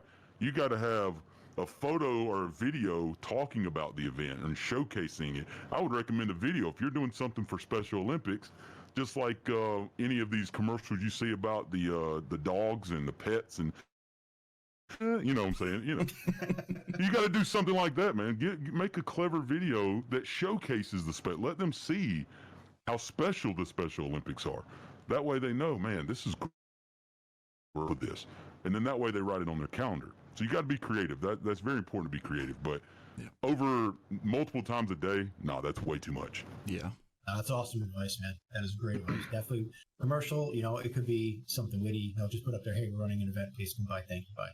Yeah, exactly. Make it something. Just so their eyes see something. Do something, right? Just make it flashy. Do whatever you got to do. I like the commercial idea. Throw up something to the Special Olympics. Throw up something to the Special Olympics. Let them tell their own story. It's not you telling; it's them telling. And then make the person decide what. Very cool stuff. All right, Mike, you're up. Yeah, I mean, I kind of agree with everything you said. Like, you definitely have to tweet it out. You have to use Twitter. Tag the organization that you're supporting as well, whether it be an individual or an actual organization, because then they're likely to retweet it as well, and then it's going towards their community. Their followers are probably already helping them for the most part anyway. So if their followers see, oh, so and so is doing a charity drive to help out an organization that I already support anyway, well, I'll go check it out. Or what I usually do is I'll put the donation link as well in it, just in case, well, maybe you can't make it to any of the streams. Cool. Well, here's the link. You can still support if you want. And sometimes I've seen people click the link and they'll go in and they'll throw $5-10 on or whatever. Like, cool. That's awesome. And it's like you said, you don't want to tweet too much, too far out. As you get closer, you want to tweet it out like a little bit more, like about a week before, like you said. Like, you can go in once you do your post. If you post it in the morning and then retweet it again, like yourself, go retweet it yourself, because then you might get the people in the evening that didn't see it in the morning. Because remember, Twitter is a beast. I mean, I could sit here now and hit refresh, and it's gonna like keep refreshing like 10 tweets. So go ahead and retweet it again a little bit later on, because it won't be considered as much spam, because it's the same tweet going out. It's just that you're hitting a different audience that might not have seen it in the morning or whenever you tweeted it. Okay. What else? Best way to stand out? Like you said, videos, good graphics, getting everyone who's involved in the charity to tweet about it, talk about it. A lot of times what I'll do in my channel, I don't know if I mix it up right now, but I'll usually have a button when we're doing a charity event that you click the button and it'll bring up a graphic for the charity event, who the streamers are, if we have it all in stone at that point. Any information about the charity event. Usually I'll go to the website and I just go through their website. I'll email them, ask them for any resources that they can provide, videos, pictures, pamphlets, anything like that. Anything that can help us better explain what they're trying to do, really. Cool. No, that's definitely great advice on both parts. I mean, that was really informative. Even things that I wouldn't have thought of. It's because my head, you're like, oh yeah, that makes perfect sense. Why haven't I done this before? And I'm going to skip next question because you guys kind of tied into it. Next question was basically, how do you feel is the best way to make your event stand out? You guys, nailed that too in the middle of doing that other question. So we're going to go on to this one up here. Psycho here. And then what type of third-party apps, which you already touched on before, do you guys use to aid or track or help in your efforts to, do any sort of event or scenario? And you mentioned that program too for Milestone Madness. So is there anything else you use or just pretty much that one? No, I got I do something now called Psycho Zone. It's like Hype Zone, but people get paid. And I got a program being made right now from the same guy that will show me, kind of like the way Hype Zone is, will show me who's closest to winning in the BR match or whatever what game I'm doing. So I mean, there's stuff like that. He's got other programs I got working. It's kind of like between me and him, and they're I don't know the word. They're for me. You know what I'm saying? They're not distributed to everybody else, which is I think it's pretty dope that like this guy just comes and is like, hey, I can make programs for you, and then they're mine. I think it's awesome. Yeah. That's awesome. But that's about it. I don't do the big events, so I don't have like any kind of spreadsheets or anything because I don't have to keep up with anything. No, that's good. It'll help out. All right, Mike. I know you use Tiltify. What else? Yeah, Tiltify, spreadsheet for sure. Usually the Google one. That way I can share the link, and then anyone involved can kind of see who's where, what's going on. Word, but Word's more for myself, so I can kind of keep track of things. Word, Excel, Tiltify. I think that's really it, to be honest. All these phones. I mean, apps for your phone. Or is it all on computer? All on computer. Tiltify is a website. So you just go to the website. You can create an account with your Mixer account. It has like an actual login with Mixer link or Twitch or YouTube, all those. So you sign in with that, and then you can find teams to join. You can search through any charity drive that's going on at this time. Like if I was to bring it up now, what campaign? Tiltify. That's great. I need you to hook me up with that after the broadcast. When's our next event, Mike? I think Lowe's working on it. I think. Is it next month, Low? November. Yeah, okay, that's what I thought. What are we doing it for? Have we decided yet? That Psycho. What? We'll hit you up with that one too when we do it. Oh yeah, if you don't mind, because I'll forget, and I'd like to. Oh yeah, no, that's awesome. I already wrote your name down. I'll definitely get in a hold of you. Okay, thank you. No problem. We'll be at your house later, knocking at the door. But yeah, I'd say that's about it. I mean, I use Quicken as well, but that's more for, so I can track what my income was, so I can do the 10% to give to Wounded Warriors at the end of the year. But I'd say that's about it. All right. Well, to find out what November's month is. Oh, it's prostate, isn't it? Girl mustache. The dirty stash month. It's Movember, yeah. Movember, yeah. Mm-hmm. I'll have to shave mine off. Just the mustache part, though. Shave off just to grow it back. Yeah. Nice. All right. The next one's going to be, how do you go about approaching, individuals or organizations that you want to work with, and how do you explain what you do? And then, do you do anything like to get them on board, or are they just like, all right, cool, you can help me, or are they like a little kind of shy away, but like, that's kind of a little shady? I just show up. You know what I'm saying? Like, I just show up and be like, here you go. We're gonna help you right now, and you don't tell them. We're like, here, the asylum's here to help. Like we're some kind of superhero. We just show up and start helping. And like I said, I never ask my community to help. They just, it's kind of like I lead it. Like I'll go in and I'll donate a little bit of money, and then they're like, okay, I see what he's doing, because they know me and we know each other because we're family. And I'll start it, and then somebody else will drop in, Twinkle Toes, and all these people start just giving to this person, and it's the look on their face that just what makes it just, because you don't know what people are going through, man. Even if you went to somebody and you gave them $5, right? $5, and some people $5 like, okay, $5 that's nothing, right? But for some people, $5 might be all they needed for gas to get to work. Like, I need $5 to get to work. You have no idea what people are going through. No clue. Just because you have money and $5 is nothing to you, doesn't mean $5 isn't everything to someone else. No, and that's amazing. I mean, I know when I was diagnosed with MS, it came out of the blue, and I got hit with ridiculous amounts of doctor bills. Ready for it, wasn't even prepared, because you're healthy one day, you're not the next. And exactly. My community rallied behind me, went behind my back, rats, and started to GoFundMe and got everybody on board and raised, a ridiculous amount of money for enough to cover, my medical bills that hit me right away. Otherwise, we would have been a lot worse off than we were. So it's that type of thing where, you lead a community and you try to do the right thing, and they will come and rally behind you, like you're saying, and just do what they need to do to help out. And I was so grateful for that, man. It's teared up. It was just a mess. And so grateful for what they did for that. We still up, we moved. It was a whole big mess because I can't go up and downstairs anymore. So we had to go from a 2-story down. My wife and I, 2 sinks. And just like this, everybody has a story like this. I'm no different than anybody else who gets sick. But the fact that you don't ask for anything, and like you said, people just show up and help, man, it's truly an amazing thing to see that look on everybody's face. And that time was the look on my face that happened. So I was on the receiving end of that as much as I was on the giving end for other times. So I have that kind of unique, balance of where I can see both ends. I'm truly grateful for my, that was truly amazing for what you did. And I'm glad that you guys, your people rally behind you the same way for other people, man. It's just amazing to see that happen. Thanks to everybody out there who takes care of other people. And I can't tell you how much from somebody on the receiving end of it means. All right, Mike, true. You're up. For me, I mean, I just email them, go to their website, find their contact info, email who I email. A lot of times they'll just have just a contact or like admin or whatever.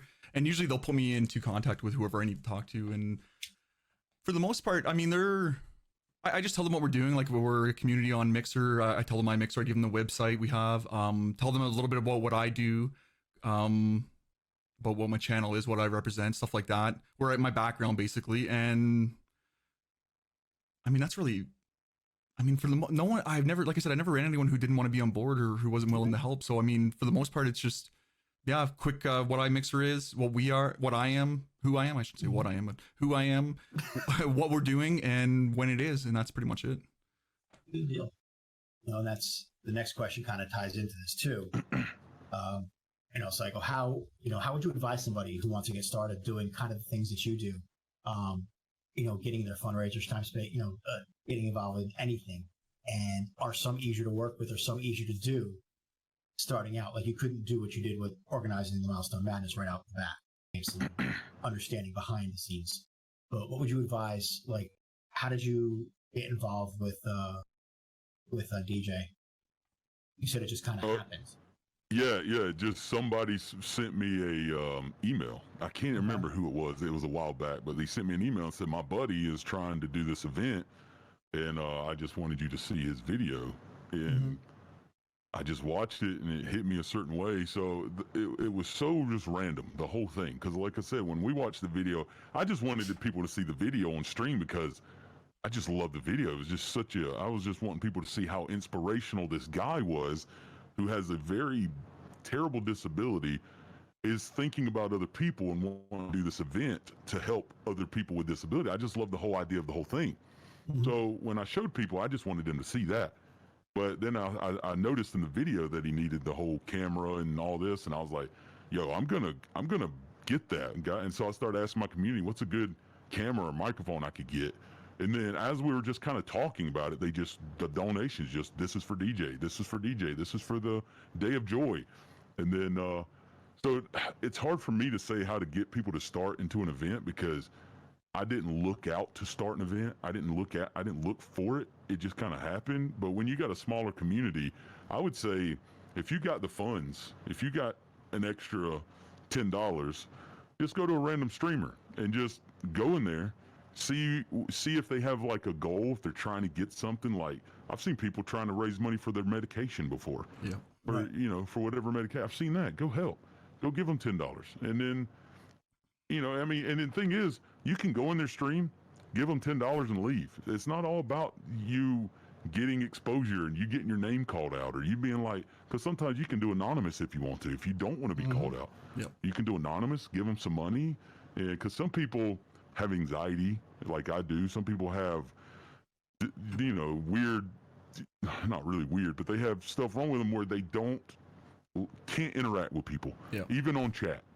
So when they go in there and they really want to do something, but they're not able to because they're so nervous, but you can make it anonymous. You can do that. You can give them whatever you want to, make it anonymous, and they have no idea who you are. And it's fantastic. So my advice, if you want to get started, is just get out and do something. And the thing is, if you don't have money, and you don't even have to do stuff stream-wise, man. If you don't have money, go go cut somebody. You see your neighbor's a little old lady and her grass is getting so high, go cut her grass. That's not that hard. Just go cut her grass. That's it. And then leave. You don't got to knock on her door and say nothing to her. Cut it and go somewhere else. Yep. She's going to walk outside and be like, what the crap? How did this happen? And somebody cut my lawn. You know what I'm saying? So go buy somebody's food. You see somebody at the register counting out their money, and you can see them counting, and they're like focused on, do I got enough money? Just let them put their money in their pocket, and you pay for their food, man. It'll go a long way. Trust me. I gave a woman 20. She had a whole thing of groceries, and me and my wife, we didn't have money. Like I said, I've been sick and I wasn't able to work. My wife's a waitress and was working 2 jobs. She was a waitress and doing construction at my wife, which is she's like 105 pounds, right? So she's a waitress and doing construction. I'm home gaining weight and being lazy and whatever. And we were sitting there and we were at the grocery store, and this woman had like 6 kids and she had this long line of groceries. And I told my wife, I said, I need to give this woman this $20 bill, even though it was my wife's $20 because I didn't have any to give this woman $20. And she said, well, if something's telling you to do it, you need to do it. So I walked over there, and dude, it took it. When I handed her that money, I just started crying, just for no reason, just out of nowhere. I just started crying when I gave her that money. And I was thinking, and I told her, everything's going to be okay. And she started crying, and, and I know that $20 didn't pay for all her groceries. I know that. But you don't know what people are going through. You have no idea, man. I mean, they could have borrowed all that money I've had my parents have to buy me groceries. Yeah. I used to have to get groceries from the church. The church would bring me groceries. Half of them were old, and some of them had bugs in the boxes.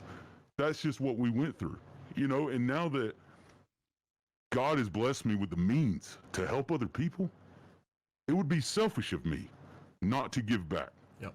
It's just selfish, man. That's all I can say. I'm starting to get teary-eyed here.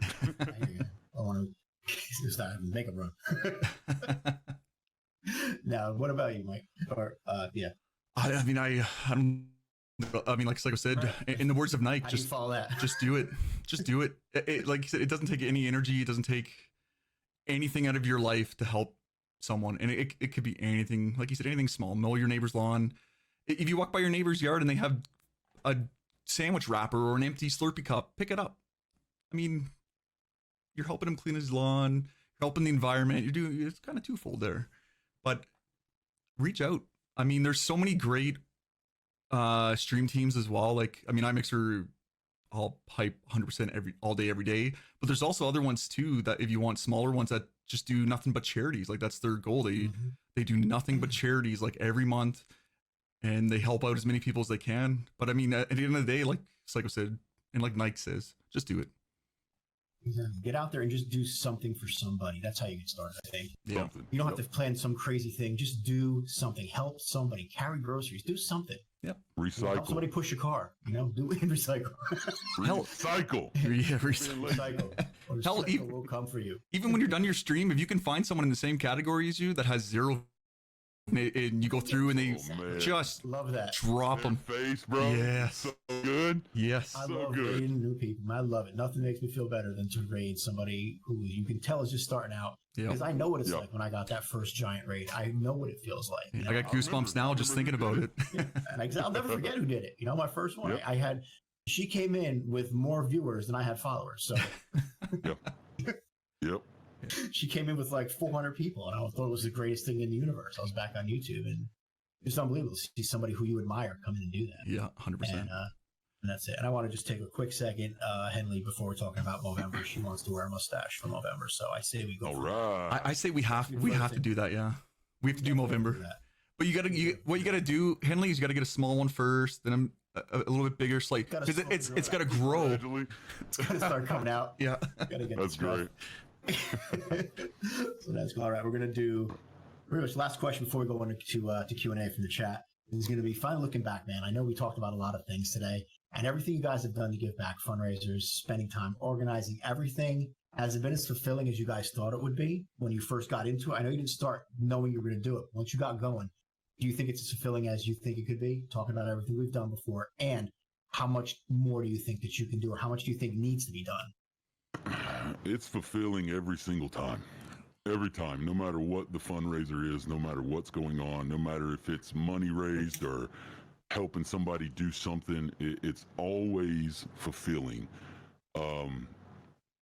There's always going to be somebody that needs help. No matter how much we help, somebody's going to always need help. So it's never going to end. It's a never-ending cycle. But the more we help, man, because if you help somebody, like I've been helped. Like I said, I've had people buy me groceries. Church gave us groceries for my family. And now I'm able to help. And it just opens up my eyes to want to help more. So the more people you help, the more they want to help because they know how it made them feel. So, you know, if we could just keep helping, it's such a better cycle than what's going on right now. People being so freaking selfish and hateful to one another and get their feelings hurt over the stupidest little things just so they can start some kind of internet battle and become famous over it. It's stupid. You need to pay it forward, man. You need to, because you've been there. If you've been there and now you're not there, then you need to help somebody else not be in the same position you once were. Yep. Exactly. Never going to end, man. Nope. No, it's not. You see every day, you know, just even on Twitter, all the drama and crazy crap that goes on there every single day. It's just ridiculous. Always. And every now and then you'll have something out of the blue that comes by and restores your faith in humanity. Yeah. And Yeah, but you don't It's see that stuff on the news, though. Never. no. That's why nobody watches Ridiculous. the news anymore. Nobody. It Yeah, I don't doesn't sell watch. anything.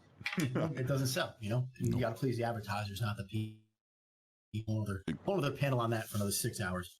Oh yeah. No. I was like, I did last year. I tried like a little experiment. Did one tweet where I was like, I posted something positive that happened to me that day. I'm like, let's see what happened to you today that was positive. I got maybe a couple little comments, couple likes, and then a few days later, I did the whole, oh man, this happened today. It was so terrible. Oh, what's something terrible that happened to you? It was like boom, boom, boom, boom, boom. I'm like, oh yeah, okay. But it's because we're programmed to remember the bad stuff, which is really Right. out the lunch. Like it's just Yeah, you got to break that stigma, man. You got to Yeah. change it. That's All right, it. Mike, same question for you. How much more needs to be done, man? Oh man, I mean, it's definitely fulfilling, like 100%. I love it. After ending like that 3 hour slot, I post the next person, sit there for a little bit, and it's just like, I don't know. It's so hard to explain. It's like over yourself that it's just like I did something good. Even if you didn't get any donations during that stream, it doesn't matter. It's just like I did something good. I brought awareness to something, and it just feels good. And I mean, of course, there's much more work that needs to be done. There's always, like Psycho said, there's always going to be work that needs to be done. I think the best thing to do is not though, and just kind of do what you can when you can, and that's the best you can do right now. That's pretty much all you can do. All right, so that's it for the question portion of it, guys and gals. So let's see. Let's turn it over now to the chat. Anybody have any questions for these two? And let me know if you guys have a question for each individual person or something you want them both to take a turn answering. Don't be shy. There's no way we could have covered everything. We are not that good. I was getting questions earlier, but I couldn't answer them, so ask those questions again. Yes, okay, so from Frenchie. Is this for both of them, Frenchie, or if you could change one thing about how you started networking, what would it be? I wish I would have started doing it earlier. Yeah. I wish I would have started doing it earlier because I didn't know about it, and I didn't know it was that important. And my partner manager was the one that told me. She said, "Your streaming's going great. You're gaining views. You're doing great, but your social media is not that great." I mean, she just plain out told me, and I was like, "Okay." So she told me how to tweak it, and man, that very next day, I did one thing different. I did exactly what she said, and I went from getting maybe 10 likes on a tweet to 700 likes on a tweet, just from one thing. And it has been, and I get so many, I probably get 20 followers a day just from Twitter. That's while I'm live. I don't know what I get when I'm not live. But while I'm live, I get, it's in my, you can ask Twinkle Toes, in my chat. "Oh, I found you on Twitter. Oh, I saw your videos on Twitter. Oh, I saw that." I wish I'd known earlier. Yeah. Because, I mean, I could be maybe even bigger now. You know what I'm saying? I might have a bigger audience right now. But it's never too late, though. It's great. You got to do it. You need to do Twitter for sure. Yeah. Yeah, and that's the whole thing. You know, not to plug iMixer, but we had a panel a couple weeks back, or a month or two ago, with Wicked Sugar, who's our Twitter manager for iMixer, and she put together a panel, and it's on our YouTube page. So make sure if you guys need that, tremendous amount of great information there. There's a billion things out there. Research your stuff, guys. Part of streaming and part of getting the networking stuff done is getting it done yourself. You have to do it yourself. Not everyone's going to come out there. Mike, you've got a ridiculous amount of followers on Twitter too. So what do you do? How do you do it? It's like it's what the content you put out. You gotta use your analytics that are. You might look at them and get overwhelmed, but there's so much information there that you can use to tailor your tweets to the audience that you want to reach.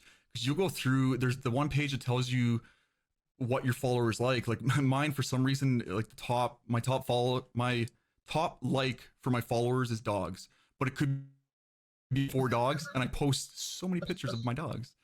And isn't that weird though? Like dogs, like, and then pets, man. Exactly. Right. So if you can, like, you got to, I don't want to say tug on the heartstrings, but like, it's true though. yeah, like I just feel like that's, you got to tug on the heartstrings. You got to catch their attention, because you got to remember there's thousands and thousands of streamers out there. There's, I want to say billions of people on Twitter posting all day. I mean, who knows? You could be posting the exact same thing as someone else across the world at the same time. You got to do something that makes yours stand out from the rest. Use hashtags properly. You don't want to use too many. The magic number is usually about 2 or 3. After that, it diminishes by, like, I think it's 80% or something like that. Yep. You have two hashtags and 2 ads. Yeah. And don't tag a bunch of, do not tag all these popular streamers in your post. It does not help you, because literally I skip them. I just go by them. I know it sounds mean, but when you get 30 a day and you're trying to keep up with the tweets that are actually beneficial, you kind of just, you just go by. You just go right by it. So do not do that. It's pointless. It does not help you. The other negative to doing that as well is if you're tagging, say, me or Psycho or Mep, and you're also taking retweet bots, Twitter puts less weight on those retweet bots. Eventually, if your Twitter handle is always being associated with those retweet bots, eventually Twitter will do the same to that person. So you could be hurting that person's reach as well. Yep. Oh, wow. Yeah. That's why in iMixer we always go and ask people not to add us with a bunch of bots, because it ends up hurting our reach. Like use a hashtag would be better to use. It looks unorganic. It looks like it's just manufactured. There's a bunch of bots out there spamming, and they don't. Yeah, I'll get so on. I want to try to make it do organically, yeah, and that's a big thing. Yeah. All right, I saw a couple of questions here. Let me see. The first one was from ALD Sid. Wants to do a charity stream. What's a good way to start for both of them? I think we covered that before. Is just get out there and do it, guys. You have anything else to add to that? Yeah, I mean, get out there and do it. If you want to jump in the iMix or Discord, we have so much information in there on how to get stuff going. I mean, reach out to anyone. You could probably just go on Twitter and do a search for hashtag charity stream, and you'll find so many streams going on. You can reach out to those people, see how they do it, see if they have slots open. I see all the time on my feed people like, oh, we have this slot open for this day, DM to fill it. Like, it's just do it. Exactly. Get out there, just do it. All right. And Mephisto asks, how do you come up with new ideas for content when almost everything has been or is being done? No, that's a tricky one, man. Yeah. Everybody's going to be copying, even Psycho. All right. I mean, I get I get messages a lot saying, Psycho, I like your style and I want to wear a mask and do this, but I wanted to ask your permission first. I got one just the other day, and I'm like, listen, I don't own this. I'm not I can guarantee you, I'm not the first person to wear a mask on stream, and I will not be the last. I know I'm not the first person to have the asylum. It's everybody repeats everybody. It is what it is. So your best bet is just to be the best you can be, because God made you special for a reason. Show people how special you are. Just people want to connect with you as a person. Even though I wear a mask and makeup and all this, people still know me. They still know who I am as a person, and we connect together. So don't worry so much about copying other people, man. Just, if you like it, do it. That's it. If you like it and it's something you're into horror movies or anime, or you're going to be copying somebody, no matter what you do. Yeah. So, but if you start to do something you're not into, you're going to bore yourself to death. So make sure you're doing something you enjoy, no matter if you think you're copying somebody or not. Yeah, exactly. And like Fire Husband said, make it your own. Like, Yep. I mean, don't say that. yeah, like I'm not gonna go out and get a mask like Psycho and put on the demon voice. The demon. I don't know. One of them is a demon voice, but I'm not gonna go do that because. What do you say? I sound like a demon. Well, I don't know why I said demon. Just a little one, yeah, like the one from that show, Disenchanted. But I mean, yeah, make it your own. Like, I mean, like my stuff's all hockey themed. I'm sure I'm not the only hockey themed streamer on Mixer. I know like Fielder's Choice does a lot of hockey stuff. Titus does a lot of hockey stuff too. And I know I'm not the only one that has a pet cam. Like I had the doggy cam up all the time for inside, outside. Yep. Boo Leafs, by the way. But but yeah, I mean, make it your own, and don't be afraid to be yourself to an extent. I mean, obviously you're gonna have your on-stream personality. Like I know, like my wife watches my stream sometimes with the baby, and she'll be like, "What was that? Or you don't act like that all the time." I'm like, well, you know, some. It's just when you're in front of the camera, you got to entertain people. Exactly. Yeah, it's like actors, but you got to think of it as you have to think of it as like being an actor, because you are putting on a show. Out there. Well, people don't realize how hard it is to do this every day. Every day you have to sit in front of a camera with nobody, you looking at yourself, and you got to entertain people for 5 to 6 hours. You got to come up with ideas and content. Sometimes you do things you would never do before, for sure. Yeah, 100%. That's part of the it. whole thing. And it's fun, Yeah, man. Yeah, it is fun. It's definitely fun. I get a lot of questions, like, what do you do? How do I get started in streaming? What do I do? And it's basically be yourself, but don't. Because like Psycho said, even though he's wearing a mask and even though he's got makeup on, underneath, he's still who he is. It doesn't matter what the quote unquote gimmick is or how you get people there, what you do. You're going to see, like for me, I always tell people you're going to see a lot of different streamers that I watch come out in what I do, because you take it and you make your own. You can't copy. You can't put on a mask and be Psycho. You can't grow a beard and like hockey and be Mike. You can't like to talk about tech things and be me. You're gonna. That's stealing, though. I think That's different. Yeah. And you just got to make it your own. And that's what I can give that. And it was like, what do you mean you can make it your own? Watch what you do. Ask why you like to watch Psycho, and then take what he does and make it your own. You don't have to wear a mask to put the message out that he's putting out or do the exact same thing. Be sincere and be yourself, because people can see through it, and they will Interpretation. See through it and come back. Exactly. That's a good word. That's a good word. Perfect. Yeah. I like it. We're gonna use that. Yeah, I like that too. All right. Yeah. Who's got more questions? I thought I saw another Questions? one. Anyone? Did I miss one? Hey, we beat Toronto already once this year, Blue Eye, and at the end of the last season too. All right. Choppy likes potatoes. Potatoes. Potato. Oh, she's Irish. She has no choice. Yeah, she has no choice.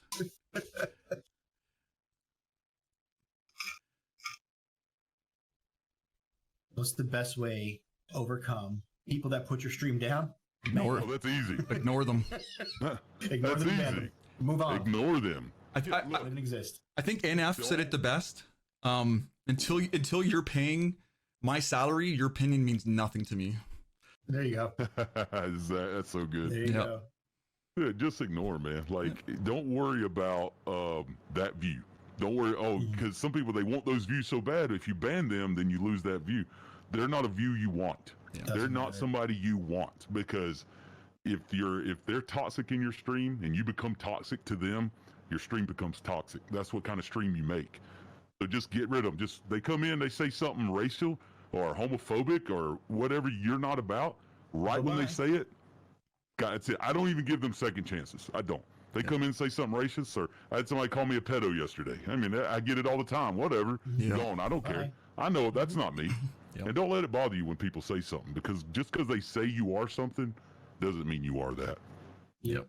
And that's where having good mods, a good mod core comes in too, because I have my chat set up so when the mods delete something or I delete something, it just disappears. I don't even want to. In my mind, if they deleted it, it was probably for a good reason, because they'll. Trust them, absolutely. Yeah, I trust them, and there's some things like I hate, because when I used to do a lot of Minecraft and my son would join me, I would get all those like the petty jokes, the people, oh, what's your son look like, just the nastiest stuff. And some things like that, when you start attacking my family, it's a little harder for me to ignore it. Like I do my best, but now the mods just, they take care of it and it's done and over with. I don't see it anymore. It doesn't affect me. My stream keeps going on. I'm happy. I like to Anybody keep have it up questions? though for myself, because Yeah. I like See, to. remember? Well, no, it's not that. It's sometimes I'll use it as content, because if I see them say something, in my head I'm thinking, yo, I can make this. I can spin this off and make this entertaining. Yeah. Absolutely. But some people can't handle that. You know, some people can't. The thing is, I'm psycho. I'm not demeaning me as me. Maybe it would bother me that much, but I know I got a mask and makeup on. You know, I know that I look crazy, so it doesn't bother me. So I can use it as content. Yeah.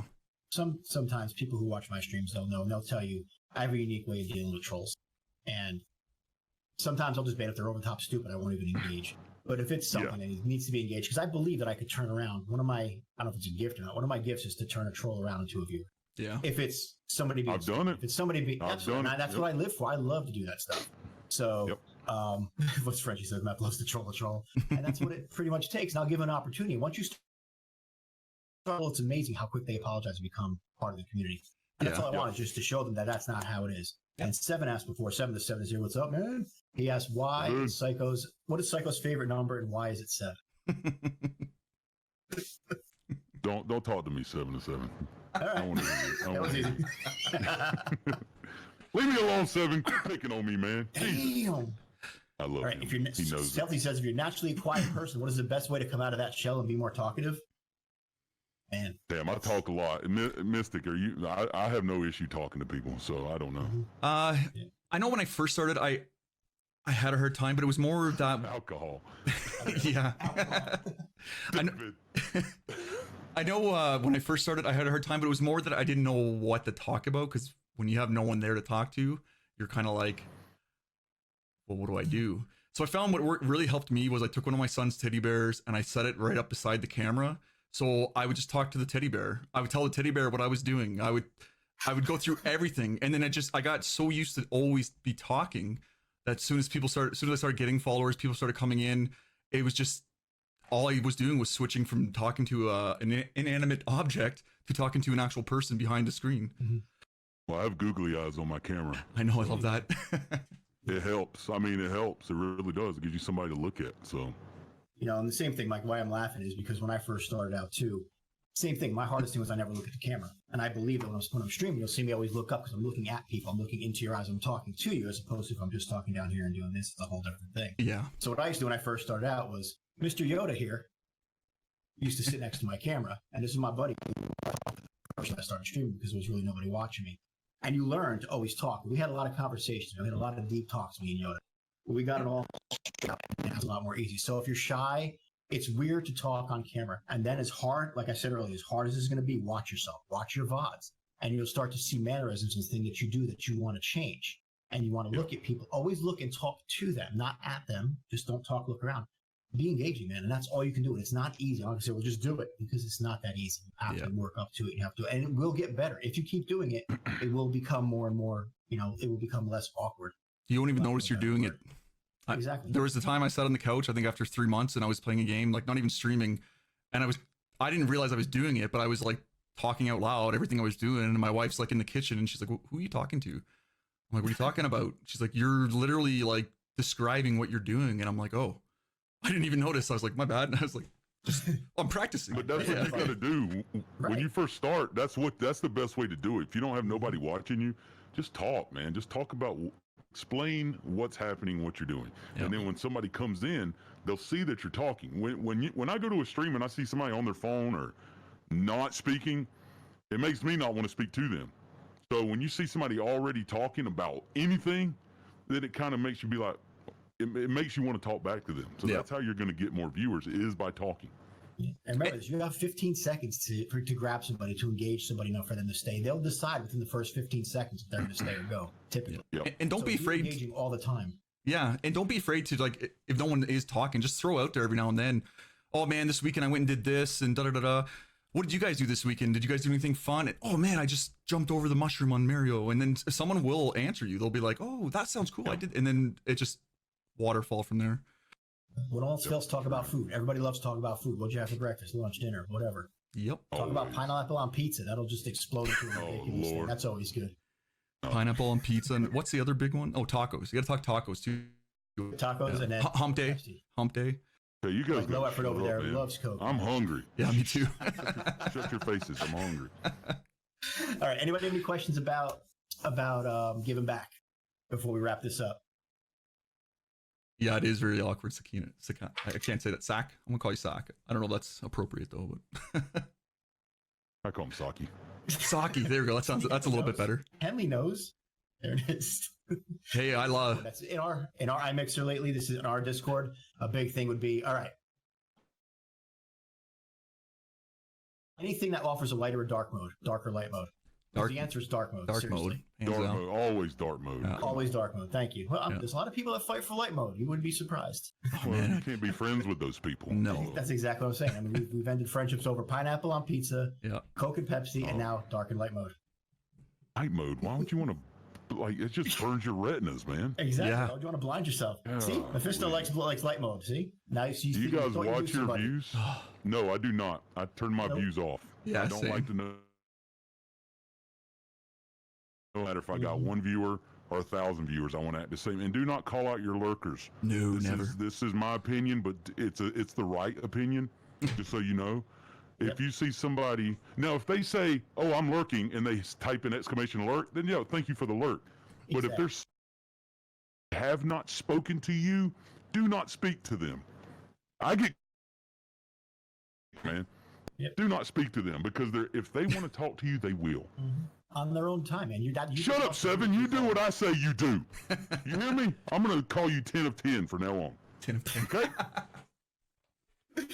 See that, and that's just how it goes. Now you just lost a viewer, and he doesn't care.